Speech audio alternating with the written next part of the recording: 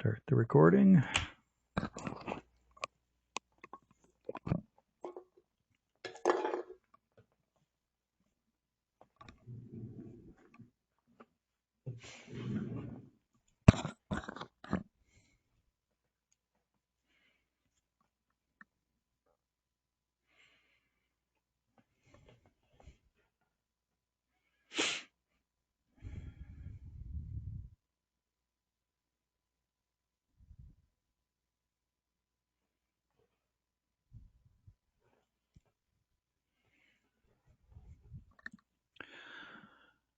Well, why don't we go ahead and get started here? Okay, so the idea here was to take today to go over the assigned problem here, which was kind of a simplification of some of the simulations we took a look at during the last lecture period.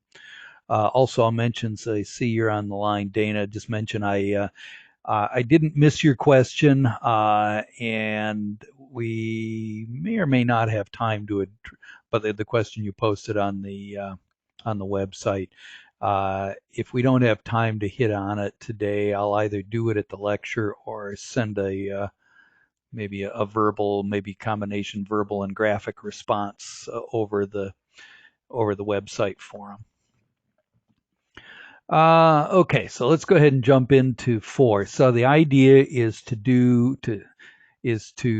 use simulations based upon the model that was done as part of hands-on problem 3 to take the posterior distributions for all of our parameters from that and use it to simulate population mean values for mean LDL percent change from baseline.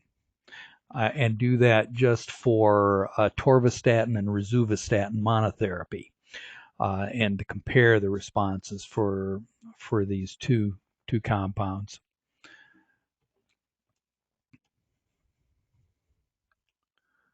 Okay, come on, change the page. Here we go. And I suggested some particular what do I want to call them here? Specifications here for doing the simulations, to do a sequence of doses as shown by here, and for now just use the same doses for both statins, although there certainly is a substantial difference in potency for these two compounds. Let's just go ahead and do 1,000 samples per dose combination here, and we'll create some plots showing our posterior, median, and 90% credible intervals for our predicted population mean LDL percent change from baseline. So that's the starting point. So let's go ahead and go through that process. So let's take a peek at the script I put together for that. And if you hadn't already spotted it, you should have gotten an email indicating I sent out a revision of the script that you already had.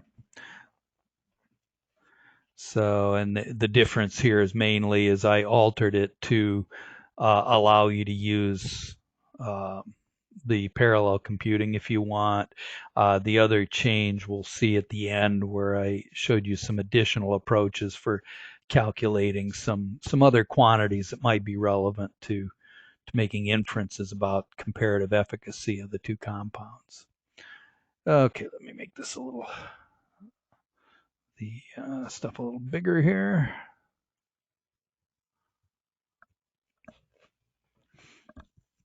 Okay, so what I'm going to do is I'm going to use the MCMC samples that were generated in the example we did before that I put under the name of statin par hands-on.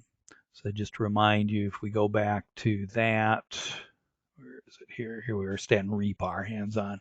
So that was the reparameterized version of the model for, well, what we're using. It's a sigmoid Emax model for statin monotherapy.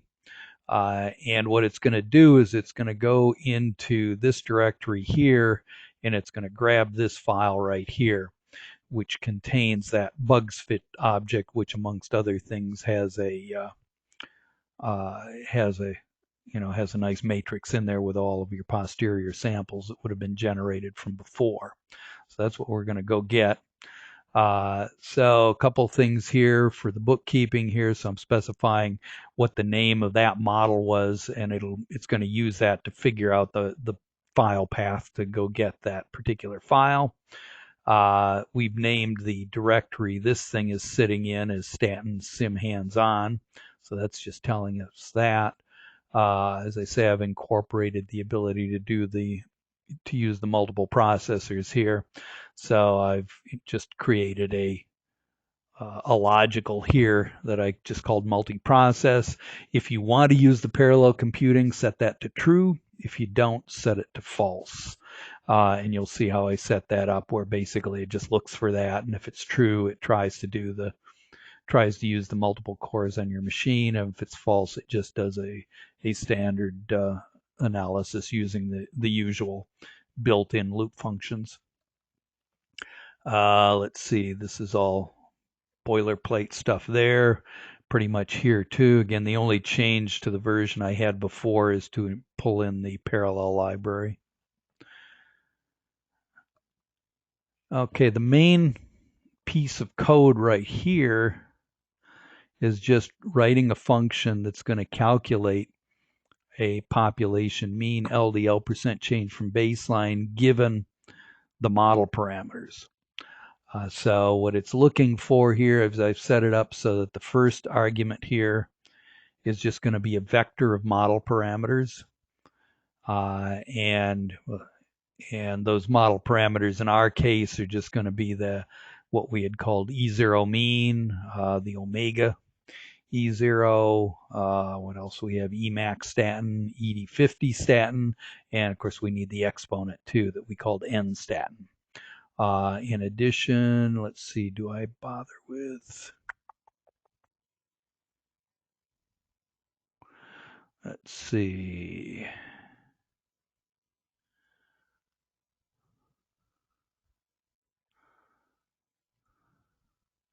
Okay, let's see. Just I'm gonna remind myself. Do I need this?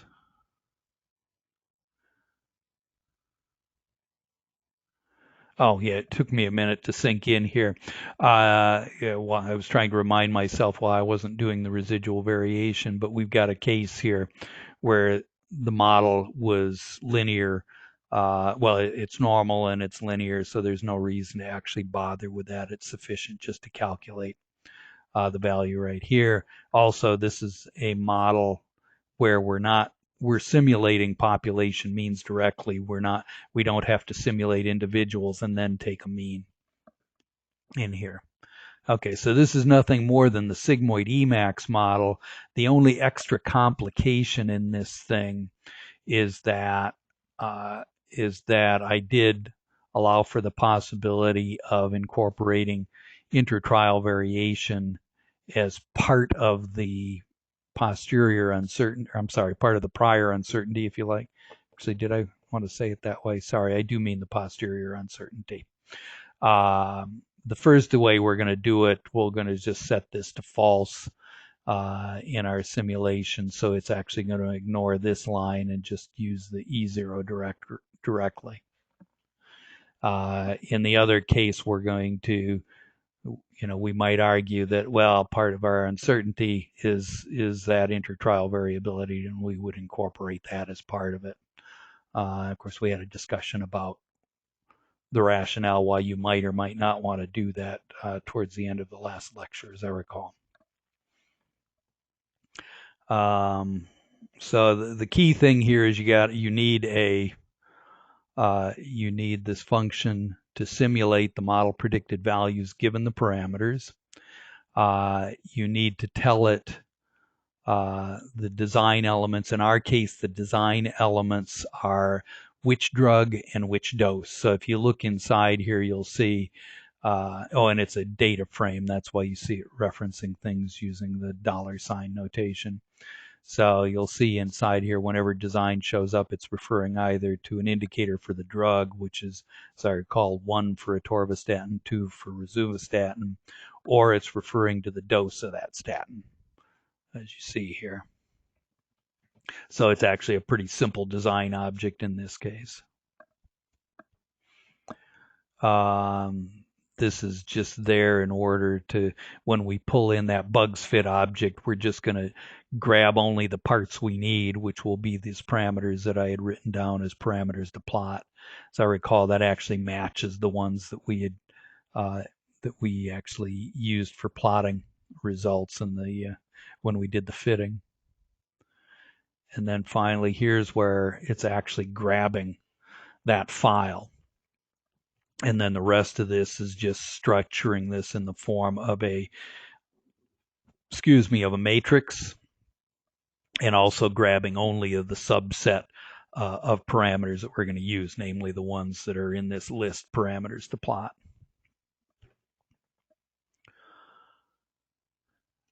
And then again, a little more bookkeeping here. This is just creating a directory to hold our results and opening up some graphics files here. And recall I said we're going to use 1,000 simulations in order to characterize the uncertainty in our predictions. This one actually runs quite quickly, so if you wanted to do more to increase precision, it actually isn't that onerous in this case. Here's where I tell it which statin doses I want to have. So that's the same again as the list that I have right here on the slides. This design matrix is doing nothing more than creating a data frame that's going to have the drug designated either as 1 or 2 for atorvastatin and rosuvastatin, and the doses. So all it's going to do is just create a data frame where for each one of the statins it'll have that full list of doses. And then the simulation is if we do actually let me make this a little wider. Oops, pushed a button I didn't want to. There we go. Okay. So a couple of these things, this is just doing the opening up the cluster for all of the cores in our machine, initializing the random number generator, and the main business end of this thing is right here, which is just the parallel processing version of the apply function. And this thing here is taking it's taking that matrix of posterior samples and grabbing 1,000 rows from that. And the way this is set up is if there are, it's grabbing them randomly. It's set up in such a way that if the number of simulations you're going to do is less than the number of rows in the posterior matrix here, then it will sample without replacement. If you're actually asking for more than you have there, it'll sample with replacement. And I guess just one commentary here, it's actually kind of useless to sample more than you have. This is probably silly overkill, frankly, in the code here. I would argue that you probably never want to you grab more than you have in there, at least for the type of simulation we're doing in this case. One's just saying sample over the rows. And then finally, we call that function that we had up there that's calculating our population mean for each one of the rows in our posterior sample there. And we're passing in the other arguments there, namely the design matrix, and telling it that we're not going to bother with the intertrial variation. So this is just going to send it out to the clusters, pull it back, and what'll come back is going to be a matrix that will have to do a few things in order to have it suitable for doing the kinds of plots we wanted. What else do I want to say here? Oh, and you can see here it's set up in such a way that if you didn't want to do the parallel processing, it'll just run this, which is just a simple apply function that's more or less identical to the parallel version, except obviously it's not referencing a cluster. So actually, why don't we go ahead and let's say I don't think I've opened up an R window. Let's do that.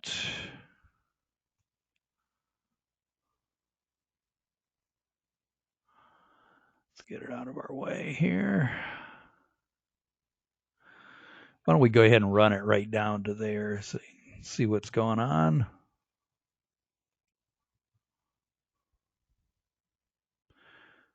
Oh, you know what? I don't think I need to reset. Ah, no, it's already set up right. Okay.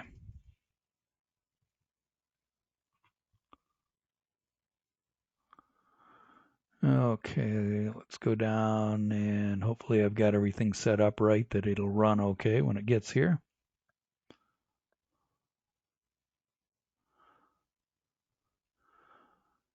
This one runs so quick that I don't think it ever really takes advantage of the of all the processors. And it looks like it ran okay. I'm not seeing any error messages. Just so you can see. So what we're looking at with pred, actually I'll make that a little enlarged too. So what we end up with, you can see, is we've got a matrix with 42 rows and 1,000 columns. The 1,000 columns corresponds exactly to that sample of 1,000 rows that we grabbed out of the posterior matrix here, and then the 42. Or I'm sorry, that was what, 1,000 columns, yeah, and the 42 rows correspond to the different elements of our design matrix. And in fact, if you look at the design matrix, assuming everything went right, you can see it's got 42 rows. So each row in our pred matrix there corresponds to a row in the design in our design data frame. Okay, so now what are we going to do with it? So let's start out by the first plot I was going to do is just plot dose response plots with credible intervals about them. And so to do the credible intervals, I have to take all of those samples and take well, I was going to do 90% credible intervals. So for that, I'm going to do the fifth and the 95th percentiles for that. And that's what's going on in this bit right here. So all I'm doing here is grabbing that design data frame and essentially replicating it 3 times. That I'm going to use one for each one of my quantiles. I'm going to do the fifth and 95th and also the median. This is just creating another column in there indicating which one of those quantiles it is. And then finally, this last thing is actually doing the work of calculating the quantiles I want in here and just sticking them in as another column. So if we do that, we run it. I won't show the whole thing, but if we just look at the head of the thing, we just, whoops, except I misspelled something. Okay, you can see how it's set up here. So we've got our drug 1 or 2 indicating which one of the statins. We've got the dose, the type referring to which quantile we're talking about, and then the resulting value. And that's what we're going to use for doing the plotting. And then I did it in a couple of ways. This is kind of overkill, just illustrating both using simple sort of line plots here or using filled intervals, just to illustrate that process. Go ahead and run those. Actually, we can only look. Go down to where those are.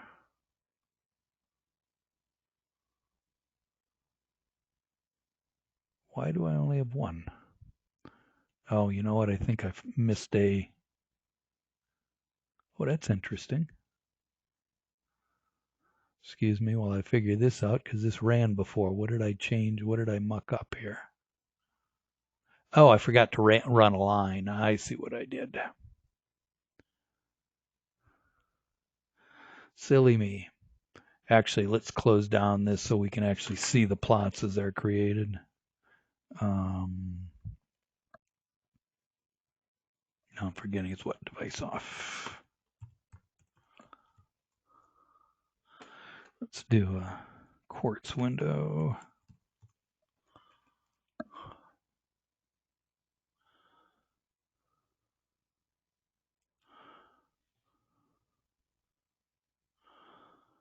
Okay, so the first one, assuming I didn't muck anything else up. Now, did I not do it yet?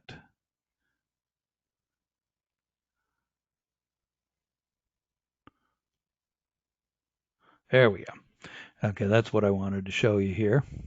So this is nothing more than we're just looking at two panels, one for atorvastatin, one for rosuvastatin, and looking at the predicted dose response curves. And again, these are population means, so that's the population means and the expression of the uncertainty about it. As I say, I did 90% credible intervals. It's pretty easy if you want to make a change on this to make it something. If you prefer 95%, that would be as simple as doing this. Just change those quantiles in there. I'll be lazy and not change the names. The names aren't going to affect anything, so we can go ahead and rerun it.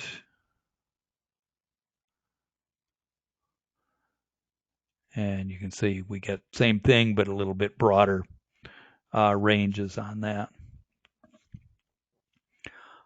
Similarly, we can do the thing with the filled curves.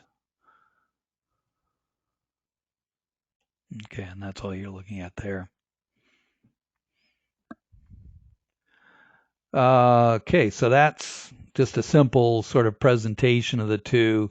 It's of somewhat limited use to actually do the comparisons. I mean, you can do some approximate comparisons by looking at the two curves and seeing where they lie. And trying to say, well, gee, it's pretty obvious when you look at something like the end at the 80 that the rosuvastatin, the effect is somewhat greater than the atorvastatin, for example, but it's kind of hard to read that directly.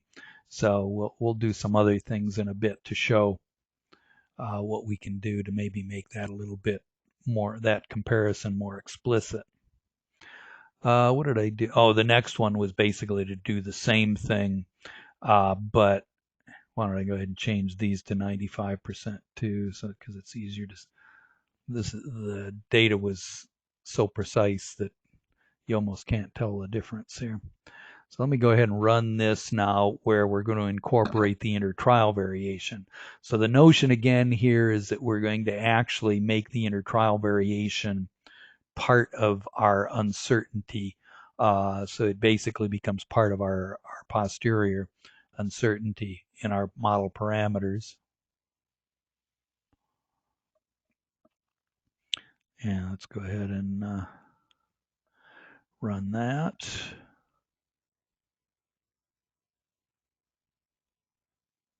There we go. It ran, and what you see is you end up with it's more or less the same, except that you have broader credible intervals in here because now we're arguing that somehow that intertrial variation represents our overall uncertainty in our model predictions. So that was actually the core of the assignment, was to do that.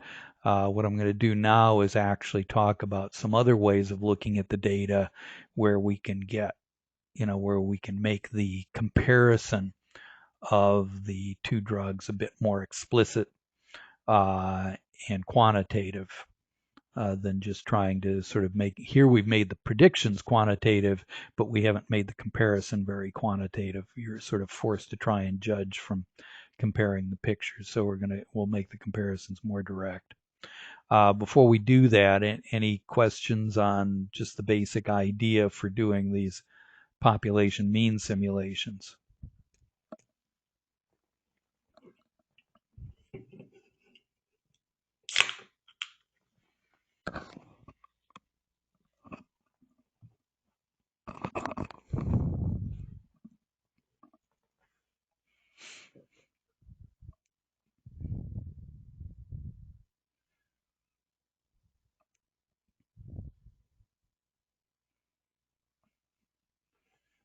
Okay, nobody's jumping in yet. I'll just wanted I sort of go ahead and move on here. So if you're typing, just keep typing. I'll spot it when it shows up. What I've taken a couple of different approaches here uh, of doing things that make the prediction or make the comparisons more explicit.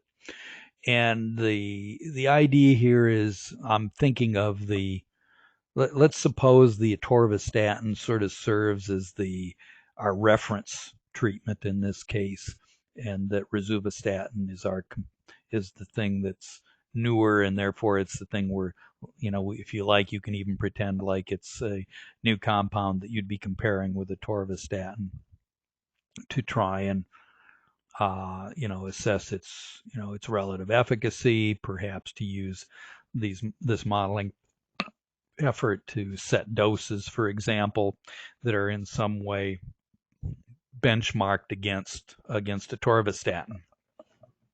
So that's kind of the perspective I'm taking on this. And there's a variety of different ways we can do that. The first one that I'm going to do, if you can make out that's maybe a little abbreviated here, is the idea is I'm going to compare rosuvastatin at various doses to some particular dose levels of atorvastatin. So for now, let's think in terms of maybe let's say we've got one particular dose of atorvastatin we want to compare it to. And maybe what we would like to know is, is how does our compound at various different doses compare? In this case, it's how do various doses of rosuvastatin compare to a particular atorvastatin dose. So for now, let's, for sake of argument, let's say a 20 milligram dose of atorvastatin is going to be our reference point. So what I'm going to do is I'll go ahead and fix the dose of atorvastatin at, let's say at 20. But then I'm going to look at, actually, I probably should have written this differently. Yeah, let's leave it at that. We'll fix that at a particular value, and what I'm going to look at is the probability of our LDL response to rosuvastatin being greater than that for that particular dose of atorvastatin.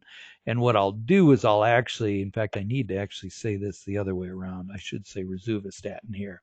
So I'm going to vary the dose of rosuvastatin, and at each one of those doses of rosuvastatin, I'm going to assess this probability.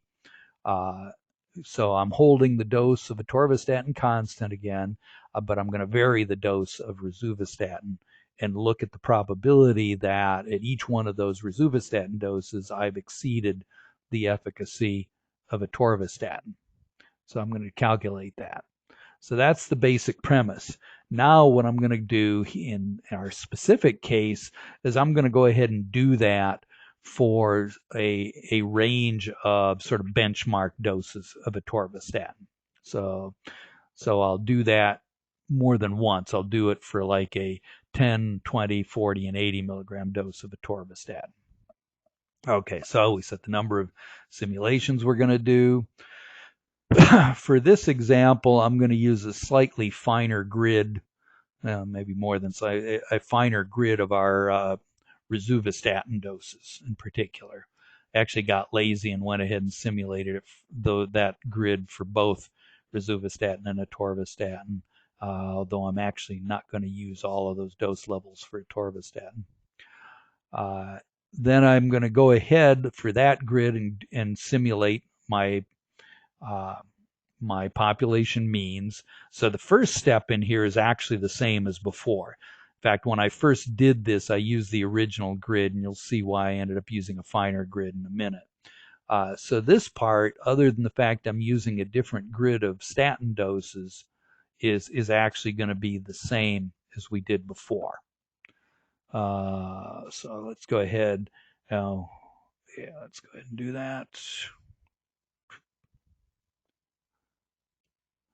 Okay, hopefully I didn't add any new errors. No, okay, it ran. Okay, so I've got my predicted thing. And the next step here is to go through and calculate those probabilities based upon the simulated values we just generated. Um, let's see if I can explain the approach. So the first thing here is I'm just grabbing the list of the doses we used in here. This is actually they'll actually turn out to be the 0 to 80 here. So think of that as corresponding to the rosuvastatin doses. For atorvastatin, as I mentioned, I'm going to do this for a small set of sort of benchmark doses. And then I'm going to calculate the probabilities for each one of the rosuvastatin doses, and as well as each one of these atorvastatin doses, I'm going to calculate the probability that the rosuvastatin effect is greater than the atorvastatin effect.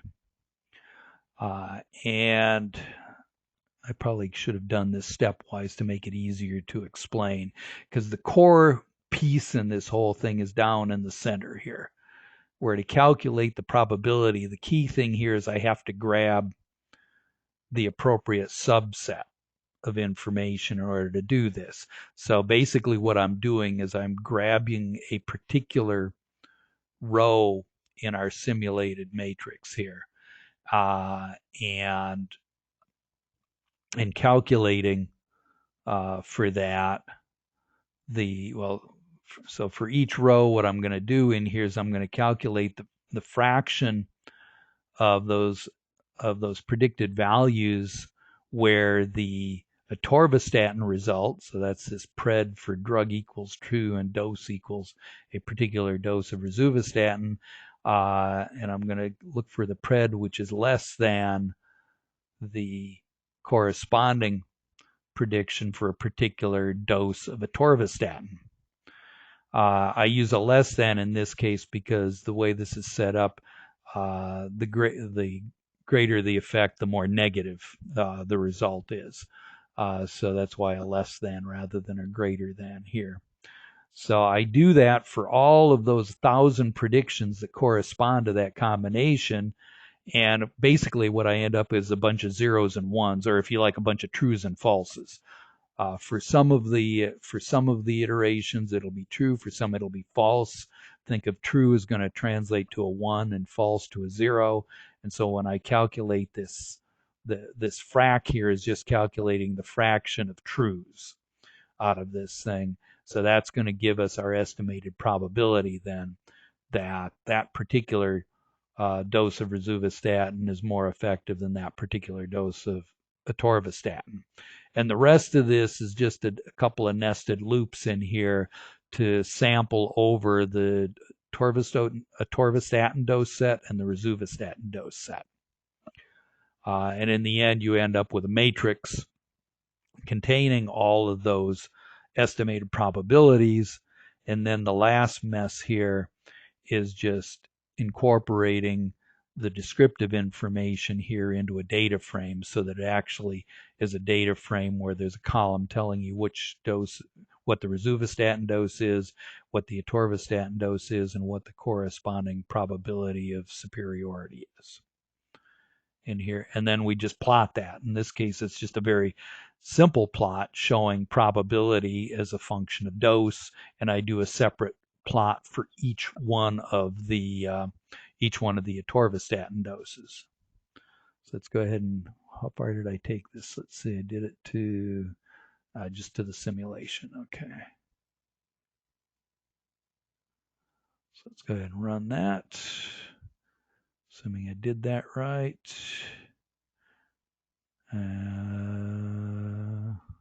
Why don't I have? Oh, I see, because I didn't include the plot in the selection. Okay, so here's what we get. Now in this case, because the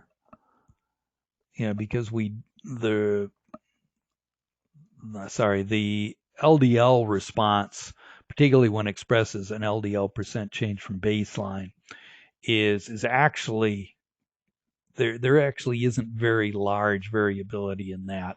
And the model actually ends up being relatively precise. So what happens here is these curves end up pretty sharp in here, so that you don't see much curvature when we have these only 1 milligram breaks between these. So you can see there's a pretty sharp mark where you go from probability that rosuvastatin being superior to atorvastatin so at a given dose all of a sudden jumps from pretty much 0 to 1 with not too much in between in here. So and you can, that's particularly marked when you look at the low dose. You start seeing a little smoothness when we go up here.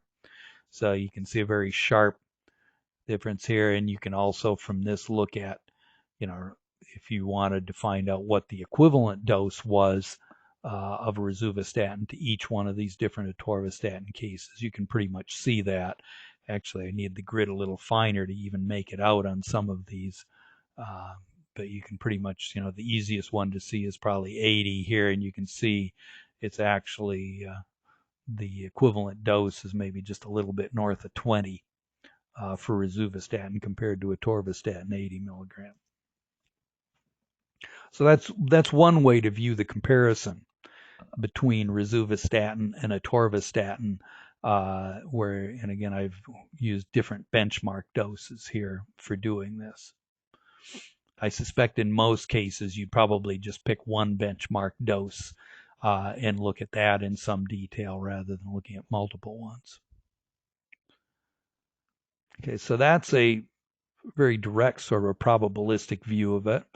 Another thing that you might want to do is a comparison by looking at differences. And I could have done differences or ratios. I just did differences here. So I'm going to look now at the differences, and I'm going to actually say rosuvastatin here again. So I'm going to look at the difference between the LDL response to rosuvastatin and that for atorvastatin, and for a given benchmark dose of atorvastatin, and I'll look at that difference as I vary over different rosuvastatin doses to see what that looks like. So you'll find the code looks very similar to what we did before. In fact, the most basic difference in here occurs sort of in here, where instead of having that, where I calculating the fraction where this one prediction, where the rosuvastatin prediction is greater than their, I guess it was less than the atorvastatin prediction, I take a difference instead and then calculate the quantiles. Since I was interested in the different quantiles here, you know, both a median and a 90% credible interval, I go ahead and calculate those. And then in the next step right here, just do a little bit of bookkeeping to create a suitable data frame to contain that information that I can use my lattice plot for. Let's go ahead and run that to see what that looks like.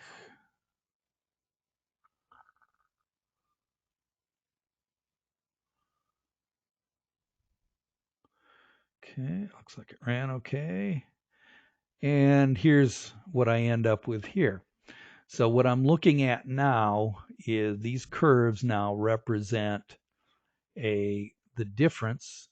Should have made these a little bigger. It says LDL percent change from baseline difference between rosuvastatin and atorvastatin. And I've given some extra marks here so we can keep straight which way is which on these. So in the case where where the value is above our 0 mark here, that corresponds to where that particular atorvastatin treatment would be superior, and the values below correspond to where rosuvastatin is better. Again, I've plotted this against the x-axis here as our rosuvastatin dose. So, you know, looking here, say at the upper left-hand panel here, we're looking at where we're comparing to a 40 milligram per day atorvastatin dose. So you can see it's So for doses of rosuvastatin that are less than around, it's a little hard to spot, but it must be somewhere around 15 or so. The atorvastatin 40 milligram would be superior to that, but once the rosuvastatin dose exceeds that 15 milligrams per day or so, it ends up being having a larger effect on the LDL. And you can see how that crossover point moves to the right as we go to higher, as we compare to higher and higher doses of atorvastatin. And then if you want, you can also take a look at the graphics code here to see how you can add these little features in here for the annotation. So that's another way of trying to have a sort of a comparative view that starts making the comparison more quantitative. The last one I was going to look at is where I very explicitly ask the question of what dose of rosuvastatin results in equivalent effect on LDL as a particular benchmark dose of atorvastatin. So that's where I mention here what I'm going to look at is our distribution, in particular our posterior distribution of the dose of rosuvastatin, which is equivalent to a particular atorvastatin dose. I'm missing some words in this thing. Distribution of, yes, I missed the word equivalent. Still miss the word equivalent. Nobody said I could spell. Okay. So it's similar idea. We can go ahead and use the predicted values we already had. I think, let's see. Yeah, I'm trying to remember exactly what I did here. Yeah, okay. So we've got what I'm doing is constructing separate sort of prediction and design matrices for each drug. I'm going to restrict myself to the 10, 20, and 40 and 80 milligram atorvastatin doses again, but again we've got doses for 0 to 80 milligrams of rosuvastatin with 1 milligram per day increments. So I'm doing that. All that's going on here is I'm just putting everything in dose order, because what I'm actually going to do is, rather than try and use the model to directly calculate the equivalent dose, I'm going to just do a little piecewise and linear interpolation as the means for calculating the equivalent dose. And that's what's going on in this next bit here, where inside here, if you have never worked with it, there's a nice function inside R called approx, which you can use to construct piecewise linear interpolants, where you basically specify your X and your Y value for the data, for the values you already have, and then the value here would be normally this would be the x-axis value at which you want to get an interpolant in here. What I've done here is I've actually turned it around basically, and instead of having X and Y here, I've sort of reversed their roles, and in doing so, I can actually calculate the inverse of our dose response function, so that I can calculate a predicted response to I'm sorry, it's the other way around. I can calculate the dose of rosuvastatin that has the same effect as a pre-specified dose of atorvastatin. So that's all that's going on with this bit here. The rest is looking through and making sure I got my bookkeeping straight and getting it right. And the next step here is just organizing that into a simple data frame in here. And then I'm going to express those distributions as histograms. So let's see, I guess I got to start here.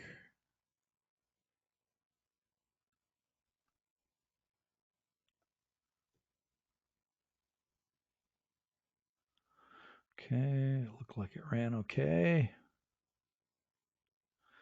Okay, so this is the result of that.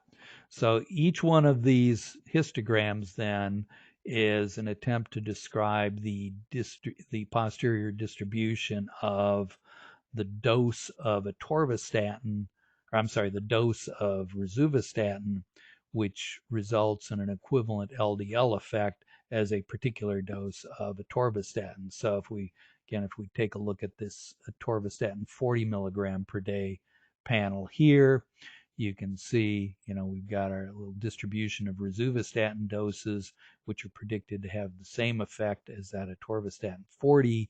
And you can see it's this tick right here is 10, and this is 20.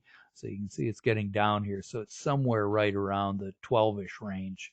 So it's saying that roughly 12 milligrams of rosuvastatin produces an equivalent effect as 40 milligrams of atorvastatin. Similarly over here, if we look at the 80 milligram atorvastatin panel, we can see we're sitting here roughly around 25 milligrams of rosuvastatin producing the equivalent response to atorvastatin 80 milligram. So again, that's another way of sort of benchmarking that the new compound against something, some sort of existing benchmark compound. And all of these are a matter of relatively simple manipulations of all those posterior samples.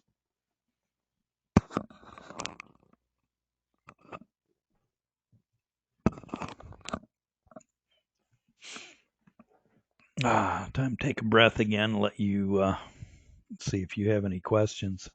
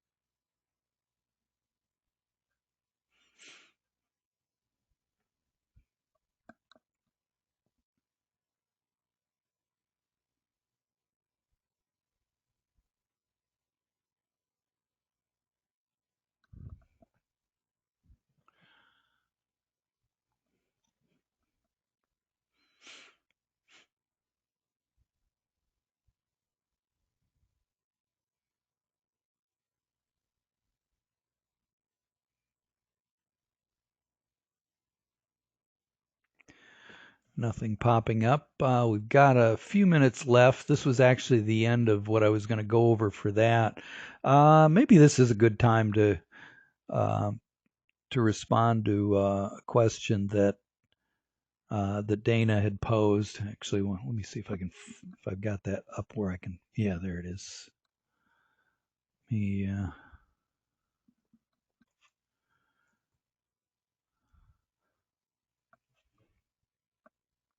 This was actually, I missed this. This is something that Dana had posted uh, prior to the last lecture, but I didn't see it until after that.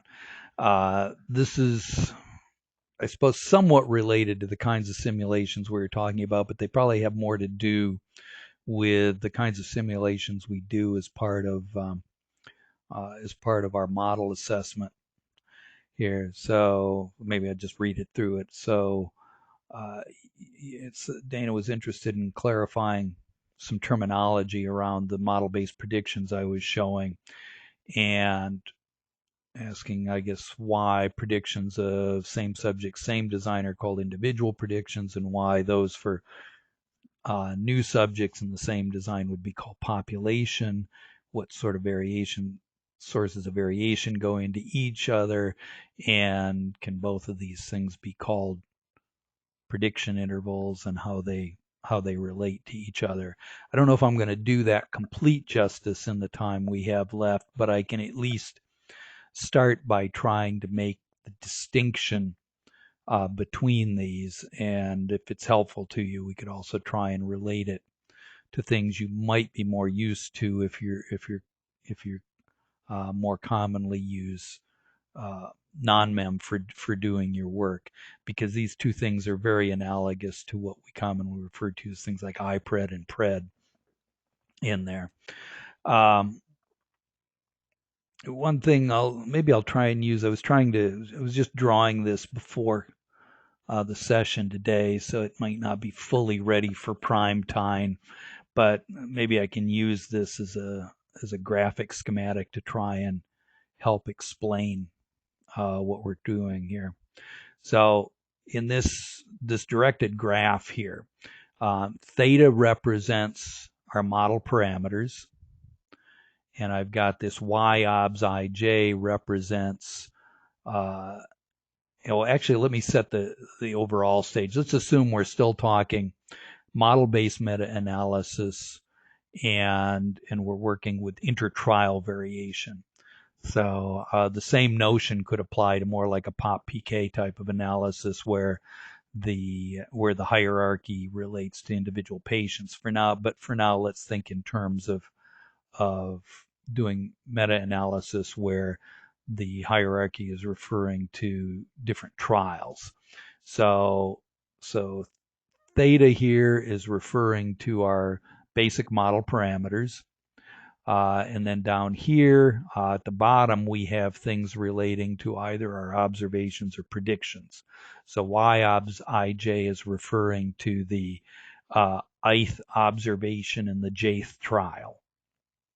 In here, y cond is going to be the thing that I had been referring to as our individual prediction, and individual in this context would be individual trial, not individual patient. And the cond is just an abbreviation for conditional, in the sense I'm referring something which is conditional on some trial specific parameter values. And then I'm going to use the term y-pred here for the thing I referred to as population predictions in here. So again, the notion here, we've got y-obs is data. So this is not a random variable at this point. This is actually observed data. Y-cond are trial specific predictions. It's the thing that we would think of as predicting new observations in the same trial that was used as part of the data. Whereas y-pred ij refers to making predictions. So you're predicting a new value in a new trial that just happens to have the same design as the jth trial that you used in your analysis.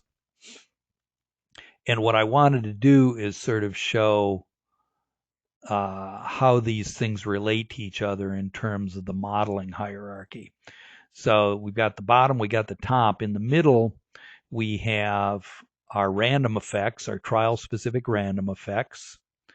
And I've got two different ones. I've got one here that I just termed theta sub j. So theta j here is our trial-specific random effect, which is conditioned on the observed values from that trial. These are much the same as the empirical Bayes predictions of random effects you get with non-mem, for example. The difference being here, instead of getting a point estimate, I'm generally going to be getting a distribution of values for that are specific to that trial. But the key here is it's very directly tied to the observed values for that trial and very directly influenced by those values.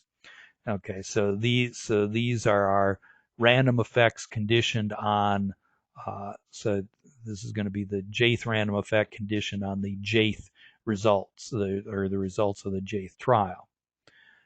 And then this y cond is going to be a simulation. These would be predicted values that are also conditioned on those trial specific random effects. So these are fairly closely related to the and influenced by the observed data from that particular trial. Now this is in contrast with this other path over here where instead of having the values for theta which are directly conditioned on the values for the jth trial. In this case, the jth value here is a simulated value. So there's some distribution that's describing our intertrial variation that includes some of these parameters up here, and they get simulated. So in this case, there is no direct connection between the jth theta here and the observed data for the jth trial. It's indirectly affected. So of course the values from that trial not only influence the trial specific values, but they also influence our, I guess what you might call your population parameters here. So it's influence in that sense, but it's no longer conditioned directly upon the values for the jth trial. You can think of as just simulations from our model. So I simulate that from the model, and from that I simulate my predicted values. So this plays a role then of, this is like if I was going to simulate a new trial from here. In fact, I probably didn't even need to use the J indicator on here since it isn't really that directly tied to the jth trial in order to do the simulation. So the key here is this value here, the y cond, or the individual prediction, again is strongly influenced by the observations from that same trial, whereas the predictions over here, where we're essentially predicting outcomes for a new trial, are only indirectly influenced. And I tried to show this by having the directed arrows, you get some idea of sort of the distance the predictions are from the source of information. So now, having said that, if I go back to the question, let's see. Well, you asked the question, I guess, that had more to do with terminology, which is why they're called that. I make no pretense that those are universal definitions of those statements. Those are simply the terms I've used to describe them, and they're fairly consistent with the way people speak of individual and population predictions in the population modeling world. So that's the only reason for doing that. But then you ask, are both types of prediction, or let's see, are they both prediction intervals and how they differ? Well, we sort of talked about how they differ from each other, but they are certainly both prediction intervals, but they are appropriate for different kinds of inferences. So for example, if I want to ask the question of let's say, if I were to somehow get another observation from from say the ICE treatment arm of the jth trial, what's the probable range that value would take? Then the first statement, the y cond, or the individual prediction, would be the appropriate interval to use to predict that outcome. But if I instead was going to ask, well, what if I was to redo that trial entirely? I'm going to use the same trial design, but I'm going to use different group of patients, maybe a different group of investigators, but otherwise has the same trial design. What's the probable range of outcomes I would expect to see then? In that case, the thing I called here Y-pred, or what I've been generally referring to as population simulations or population predictions, would be, population prediction, would be the more appropriate, the more appropriate probability distribution to use for those inferences. Now, these are all, I guess, just to follow up, if we now talk about this in terms of, say, a more conventional population modeling context where the observations are now in individual patients. I don't know if that helps make it any more concrete, because in that context where J now represents an individual patient and I represents just a particular observation in that patient, then again, Y-obs would just be an observation. In fact, let's just say this is pharmacokinetics and these are concentrations of parent drug. Then, Y-obs here would be a observed concentration. Y-cond IJ would be what you would, that's what you would use to predict a new observation in that same patient.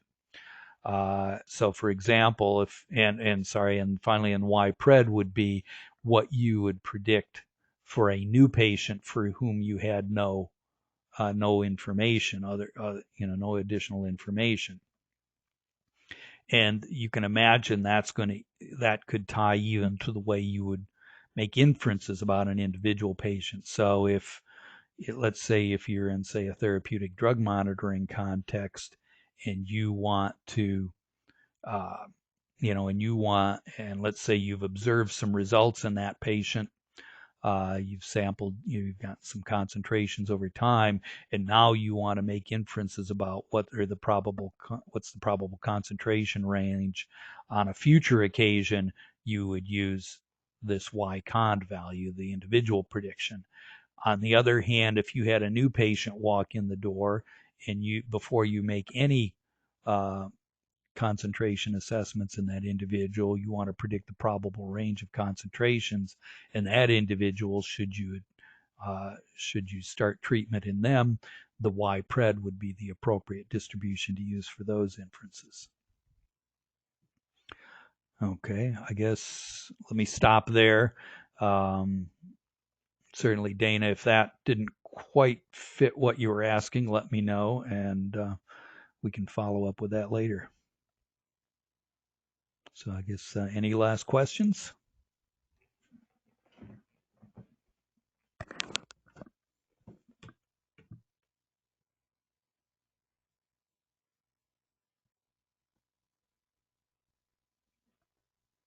Okay, thanks.